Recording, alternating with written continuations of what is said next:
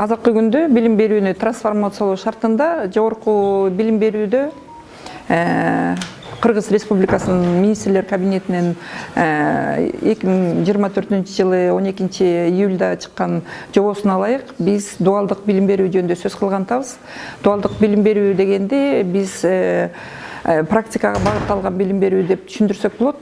Себеби жогорку окуу жайында ал дуалдык билим берүүнүн негизги өзөгү катарында практикага багытталган билим берүүдө. Мында студент жогорку окуу жайында 2 күн теориялык билимдерди алат дагы, 2 күн билим берүү уюмдарында практика өтөт да. Анан бир күн тиги эле студентке жүктөлгөн насаатчысы менен ал консультацияларды алып, кайра ушул цикл менен окуусун улантат.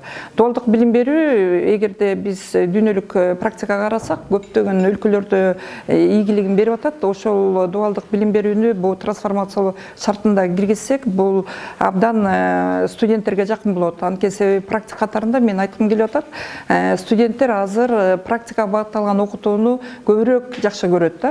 Көбүрөөк суроолорду бергенди, көбүрөөк тапшырмаларды аткарганды лекцияга карагандачы. Ошон үчүн практикага багытталган окутууну күчөтүү максатында дуалдык билим берүүнү өнүктүрсөк ийгиликтерге жетишебиз го деген ойдомун да. Экинчиден, бул трансформациялоо шартында биз инклюзивдүүлүк принцибин дагы жогорулатышыбыз керек.